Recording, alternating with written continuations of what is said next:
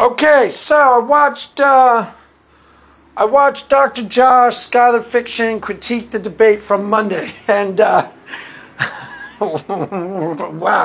All right, so apparently, I mean, it's funny at this point. Apparently, according to Skylar, the real problem in that debate, the real person whose brave behavior was at issue was me. I swear to God, he said it. I swear to God, because I was talking all over everybody, wouldn't let anybody get their thoughts out. All right, reality check, dude. Reality check. First of all, I didn't really object to you talking over people. Talking over people is something that happens in debates when you get excited. It's not that big of a deal. You do, the part of your behavior that I objected to was the belligerence. Now, I wasn't being belligerent at all. I never am. I've said this 100 times in the past. I will say this 100 times in the future until everybody clearly understands this. If you don't believe me, go check this with anybody on YouTube, anybody on Twitter, anybody you know. If you are cool with me and reasonable, I'll be cool with you and reasonable 100 times out of 100. If you're cool and reasonable, I'll be cool right back. There's never any exception to it. I'm never bringing aggression to the table. Why? Because I want to have a reasonable, cool time. I honestly thought that was going to be a fun conversation. I really did. Call me an idiot. Call me an idiot. And if you don't believe me, I point out, if you do not, I honestly thought that was going to be a reasonably fun, good time. Okay? And I honestly thought, I swear to God, that reasonably fun, good time was ruined because someone came there as a loudmouth idiot. Someone decided they were going to show up at the party as a loudmouth idiot. And I promise you, Skylar, I'm paying death. It won me. You don't believe me. If you don't believe me, go look at my pre-debate thing where I talk about what I think is going to happen, where I hope we are going to have a conversation. Then in the course of the debate, you go, this is a debate, man. We're here to really rough it up. Oh, wow, big tough Skylar. First of all, what I object to, meaningfully object to, not your talking over people. It's your bullying, badgering, and belittle people. Why do you do it? Pleasure, doubt, forgive me for perceiving this clearly, but I really think this is why he does it. To get up inside of your opponent's head and rattle the cage. It's a strategy of obfuscation. Designed to do what? Designed to hide the weakness of your argumentation. You get up inside your opponent's head and rattle their cage. That's why I think you're doing it, and I promise you I'm paying death. I swear to God, I think that's why you do it. And you do it every single time you go to bat. And the worst thing you do, the thing that I actually object to, is this is the go-to Skylar Fiction scam, I swear to God. Does this every single time he debates somebody. You're wearing me out with your stupidity. You throw up your hands in exasperation at how stupid your opponent is being. That's total garbage. You're playing them. You're playing them. I don't buy that for a second.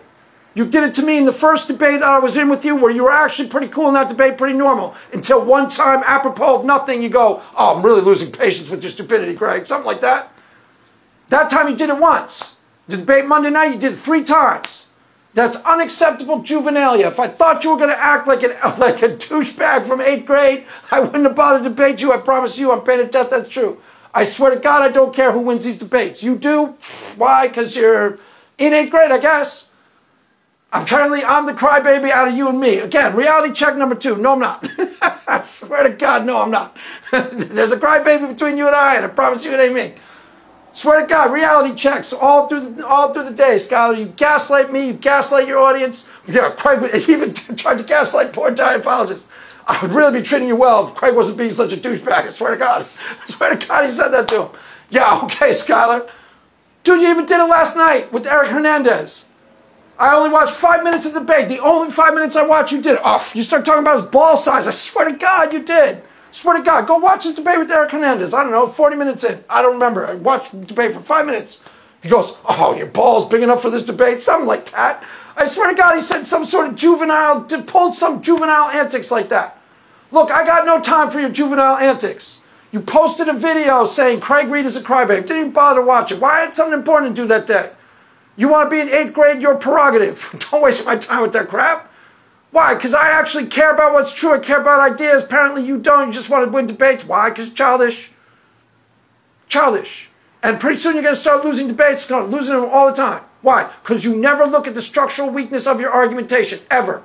You always only care about the opponents. And your pretzel logic makes sense to you. I get that. But that doesn't mean it actually makes logical sense. I understand why Trent Doherty wanted you to make a syllogism now. Originally, I took your side in that because I thought that was a douche move by him. You know, present a syllogism. I think he wanted you to structure your thoughts because there are real logical inconsistencies in the thing you argue. And it's literally almost impossible to hold you account to it publicly. Why? Because you have strategies of obfuscation and you are good at maneuvering. And one of your strategies, when your go-to strategy of obfuscation, the thing I object to most stridently is the, oh, you're wearing me out with your stupidity. And it's a lot of times you run that scam, it doesn't even make sense. When I debated you the first time, you did it to me apropos of nothing. But then I said to him, oh, please just be patient with me for a while longer, Skylar. I swear to God, he did that to me. Oh, I can't believe I have to endure your stupidity for another minute. You did that to everybody. And you said to Eric Hernandez last night, reality check, Skylar, your debate tactics are actually a problem.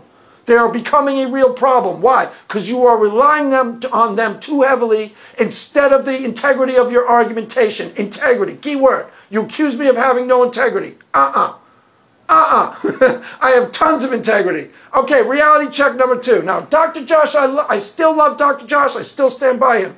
Honestly, I still do. The hour that I watched, he didn't critique me at all.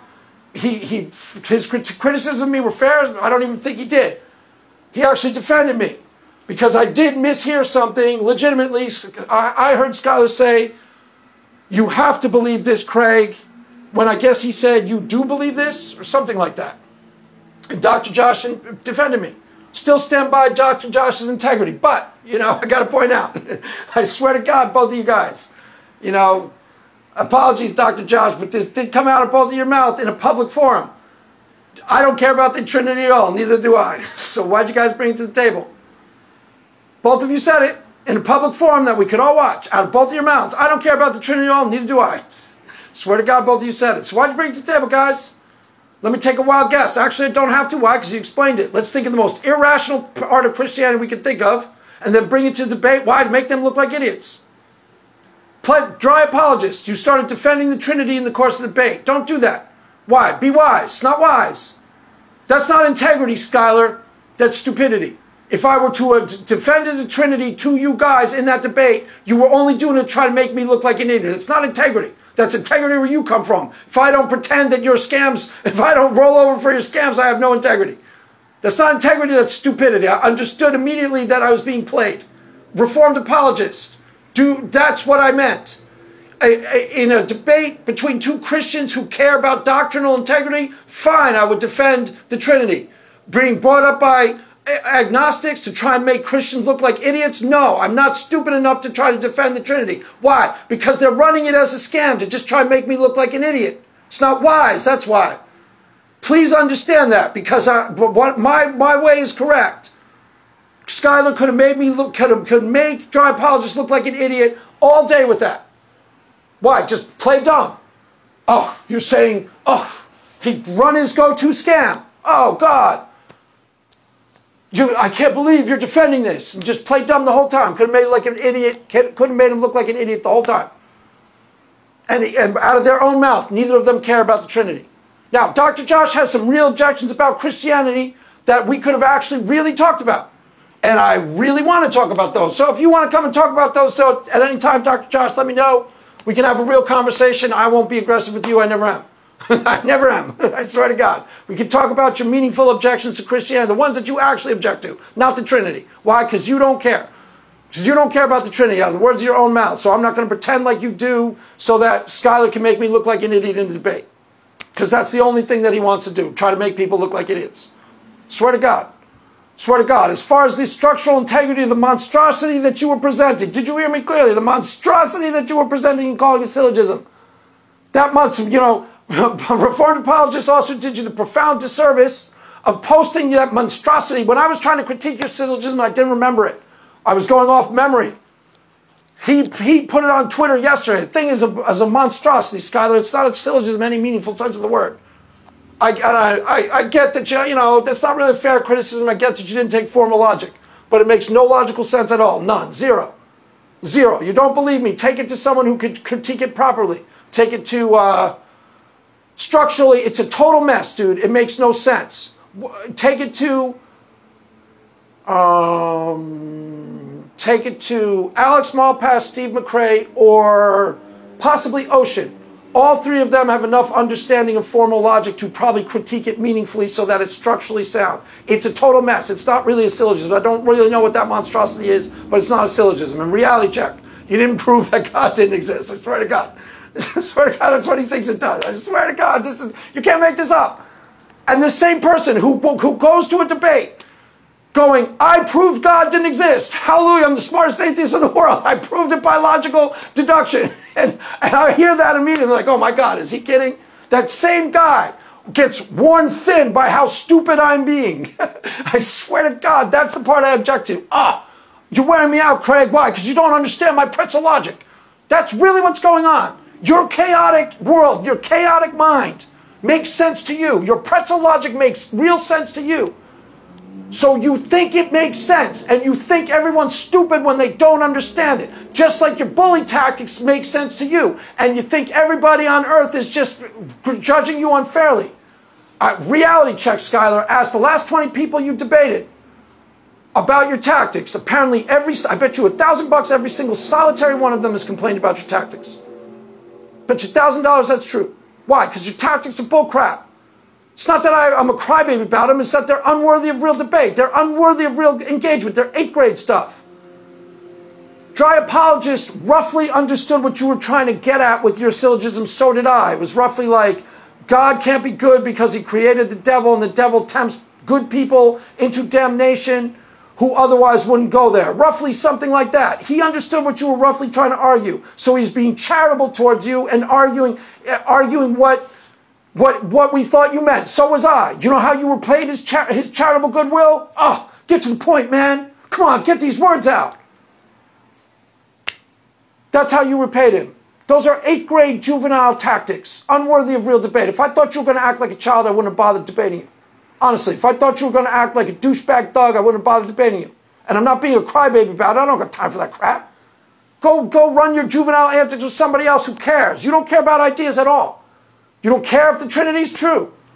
You don't care, but you bring it to the debate. Why? To try to make me look like an idiot. And I don't have integrity because I won't pretend that I don't see through that when I do.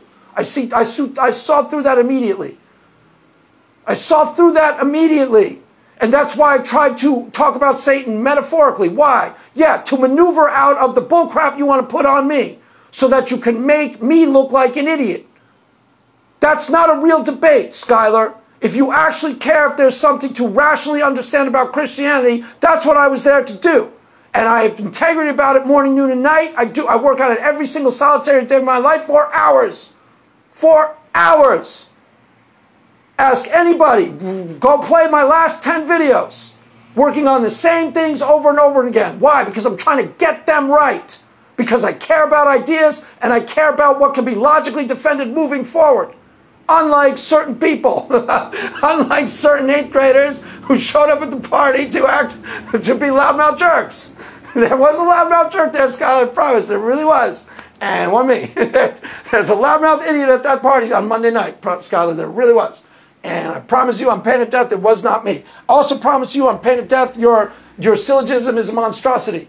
I roughly understand what you were trying to say, but your syllogism doesn't say it at all. You want somebody to meaningfully critique it so that it has coherence and structure. Take it to Alex Malpass, take it to Steve McRae, take it to Ocean. Pretty sure those guys have enough training in formal logic to meaningfully critique it. I don't.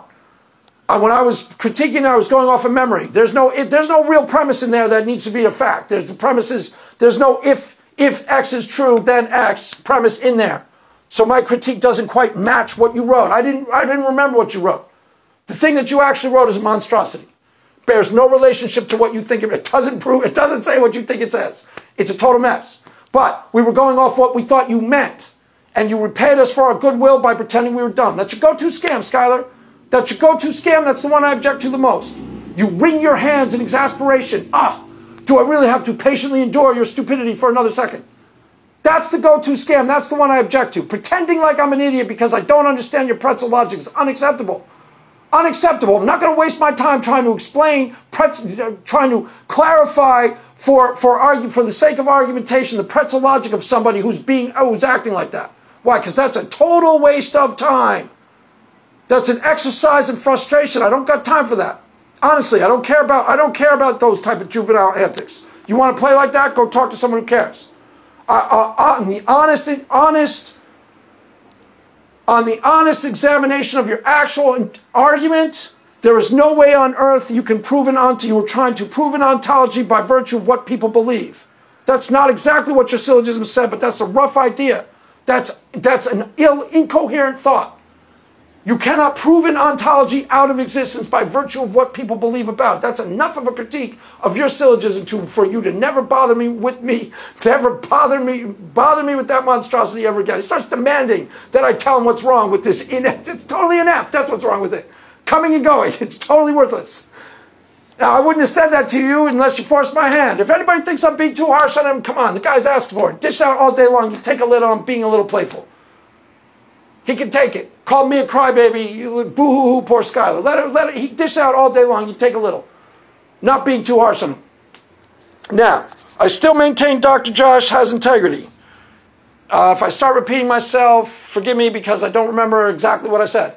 I still maintain Dr. Josh has integrity. Why? Dr. Josh's criticisms of me were fair. I didn't hear one criticism of me that I objected to at all. I can handle meaningful criticism, Skylar. And maybe I can't even be a crybaby. I don't think I am, but no, I really don't think I am. Honestly, I don't think I am. I objected to your tactics. Why? Because they ruined the first half hour of the debate. They ruined it. We weren't having any type of a meaningful discussion at all. And everybody has other ideas of too many people debating, things like that. No, the only reason we didn't have a meaningful discussion is there was a loudmouth idiot there. A loudmouth idiot there who was bullying and belittling people and not listening. You don't listen to people at all, ever. So ironic that you criticized that with Stephanie. By the way, Stephanie, let's talk about Stephanie. Yay! Yay, Stephanie.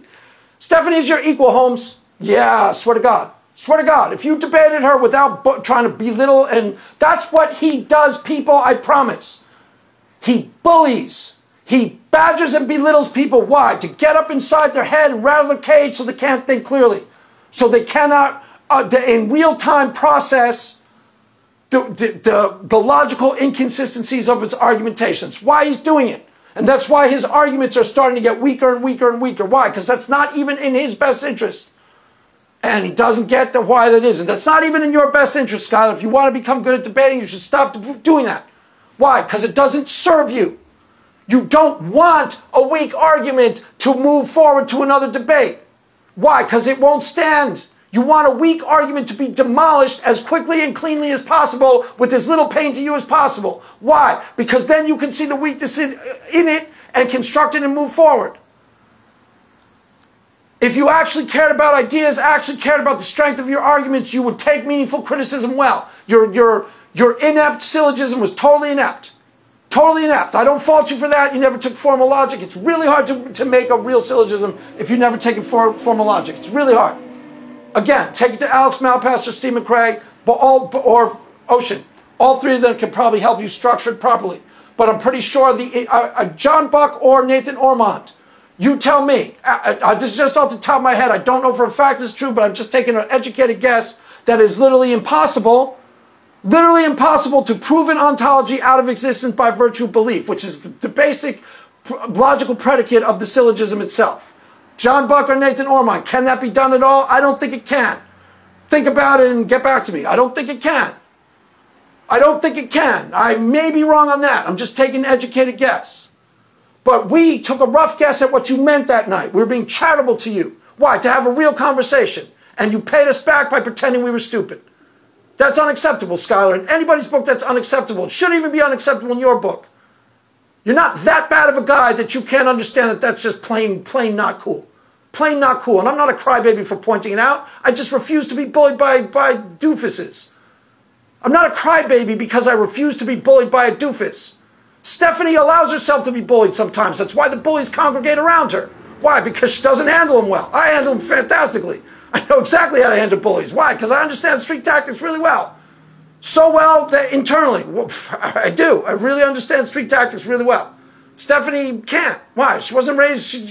She wasn't raised in a way that most people can't. So I gotta go. That is all for now. Wife is coming in the door. Mass is ended. Go in peace. Amen.